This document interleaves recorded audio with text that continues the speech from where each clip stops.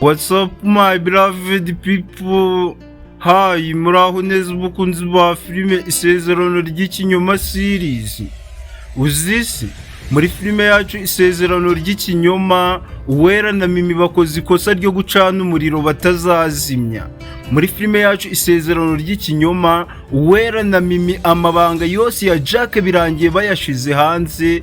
Uwera ibyo yari amaze igihe kirekire yaragize amabanga byose abashije kuba yabishira hanze, aho yamaze kugaragaza neza ko uyu mugabo wiyita Jack ari wahoze ari umugabo w'isezerano bamwita Ezekiel, ndetse na Mimi nawe agaragaza ko atwite inda y'uyu mugabo ngo ni Jack. Ibi byose bashize hanze, umuntu Belinda nabimenya ashobora kwica umuntu. Muri filime yacu Isezerano ry'Ikinyoma, buri wese akomeje kugenda yibaza ngo ese niki gishobora kuba kigiye gukurikiraho, aho Uwera akoze ibintu biteye isoni n'agahinda, aho Uwera yamaze kugaragariza Belinda ko abantu bamushimutiye umwana ari uyu mugabo we Jack afatanyije na mama we. Ese ahangaha muratekereza Belinda ari iki agiye gukora kugira ngo abe yatabara umwana wa Uwera muzi nka Amora? Muri filime yacu Isezerano ry'Ikinyoma ibintu byose bikomeje kuba faya. Uyu Mimi na Uwera bahuje umugambi wo kugira ngo babashe kuba basebya uyu mugabo ngo ni Jack, kandi nanone abantu bagatekereza ko biraza kuba bibi cyane igihe uyu Belinda araba yamaze kumenya ubugambanyi bwose bwa Jack, akamenya ko yahinduye n'amazina akiyita Jack agamije kuyobya uburari. Ese guys, uyu Belinda muratekereza ko namara kubibona neza ko uwo yita umugabo we ari wahoze ari umugabo wa Uwera w'isezerano, muratekereza bizagenda bite? Muri filime yacu Isezerano ry'Ikinyoma ibintu bisa naho bikomeje kugorana, ariko baravuga ngo iminsi y'umujura ni 40, iminsi y'igisambo ni 40. Iyo bigeze ku munsi wa 41 birangira gifashwe uyu mugabo ngo ni Jack. Imipango yose yarakomeje kugenda apanga kuri Belinda ibashije kuba yamupfubana. Murabizi ko impamvu zamuteye gukora ibi byose, impamvu zamuteye kuba yashimuta umwana wa Uwera, yaragamije kugira ngo afate Uwera mutera ubwoba, hanyuma arebe ko uyu Uwera yakemera kumuha divorce. Ariko ibyo nabyo bibashije kuba byamupfubana.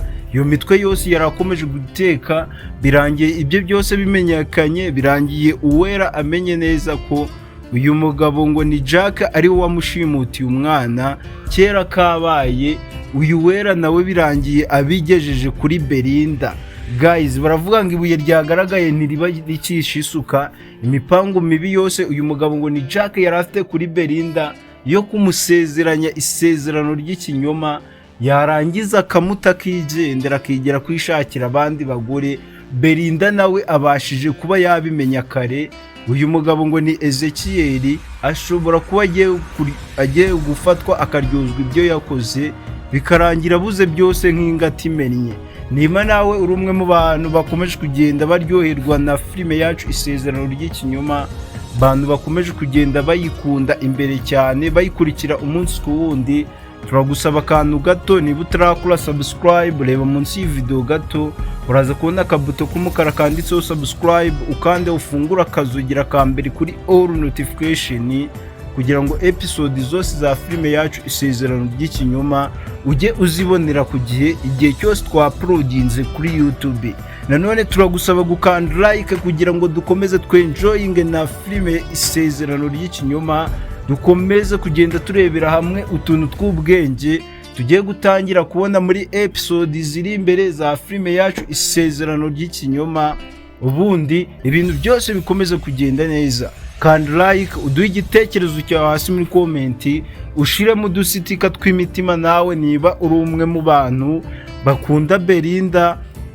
Murabizi ko uyu mugabo ngo ni Jack akora ibishoboka byose kugira ngo Belinda yirukane Uwera mu rugo rwabo, ariko Belinda akabyanga agakomeza gufasha Uwera. Ngira ngo uyu Belinda yakomeje kugenda bigiramo uruhare, naho iyo hataza kuba uruhare rwa Belinda uyu Uwera kiba baramwirukanye kera.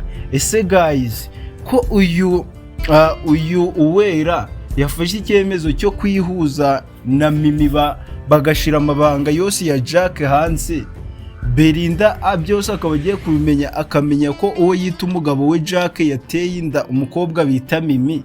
Ibi Belinda nabimenya arabasha kuba yakihanganira umugabo we Jack?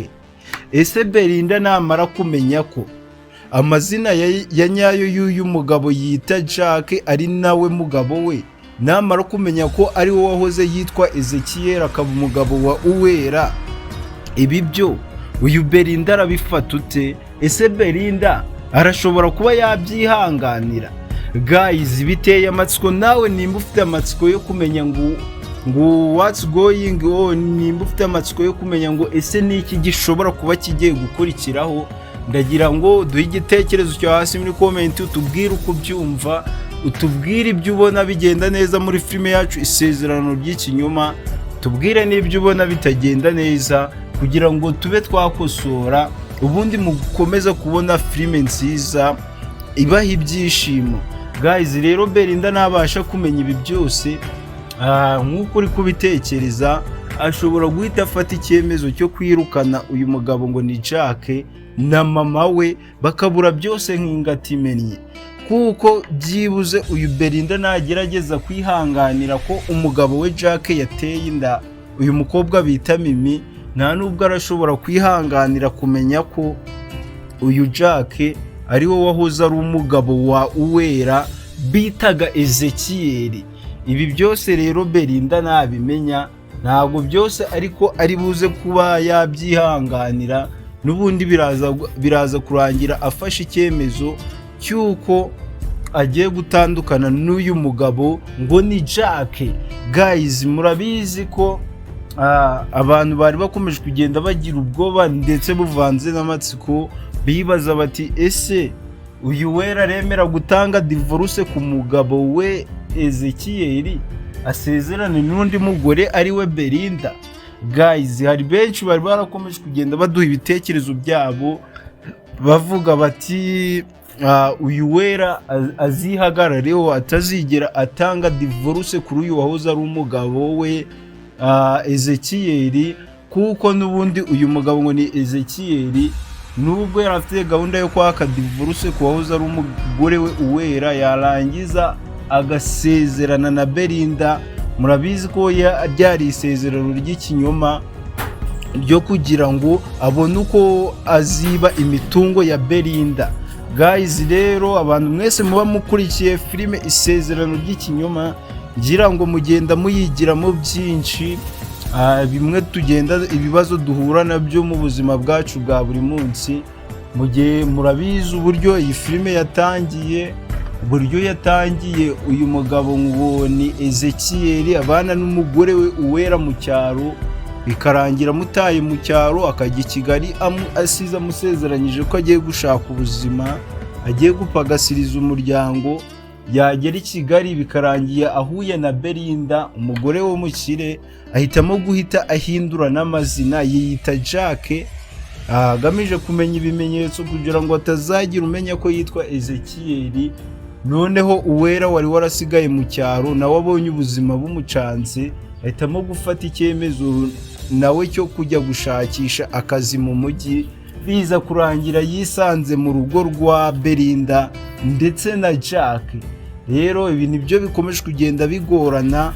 Umwana wa Uwera murabizi ko hari hashize iminsi yarashimuswe n'uyu mugabo ngo ni Jack, ariko ibyo byose byamaze kuba byamenyekana.